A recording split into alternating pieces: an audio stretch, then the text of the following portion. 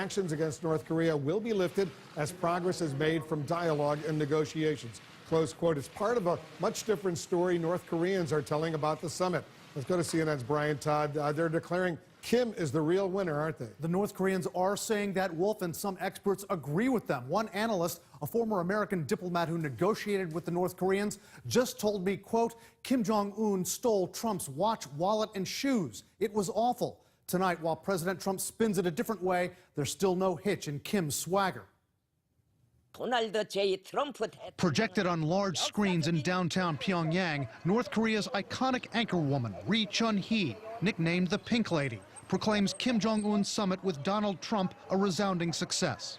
Kim Jong-un said that today, both sides came together to sign the historic joint statement, heralding a new start. Splashed on the pages of North Korea's state-run newspaper, photos of what it calls a meeting of the century.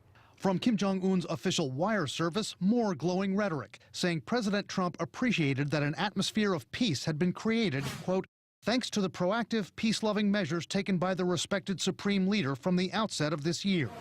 Very good. Among the highlights, a huge win for Kim, that President Trump has agreed to end the military exercises with South Korea that the North has seen as a provocation. Well, I think it's predictable that they did spin it this way. This was a tremendous political victory for Kim Jong-un. Aside from individual concessions, Kim's most important win from the summit meeting, experts say, could be his larger domestic victory with North Korea's people and inside the halls of influence in Pyongyang against anyone who might challenge his power.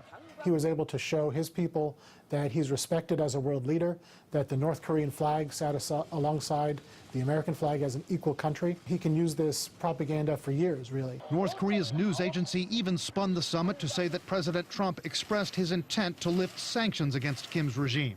The president and his team actually say sanctions will remain in place for now. But analysts say Kim could still claim partial victory there. Certainly he's getting it looks like a reduction in the international pressure.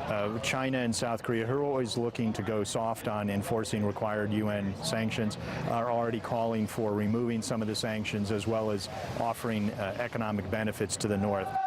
Tonight, experts warn of how the calculating, brutal young dictator might turn these victories into a threat. North Korea for years has been already a threat to regional stability by attacking South Korea, by conducting these tests. It's more than likely that over time, North Korea may feel emboldened to do even more of that, to feel safe behind a nuclear deterrent and feel that it can lash out at South Korea, at Japan, basically with impunity. And while Kim's propaganda machine does mention denuclearization, it sells it as an agreement that both sides will give up nuclear capabilities on the Korean peninsula.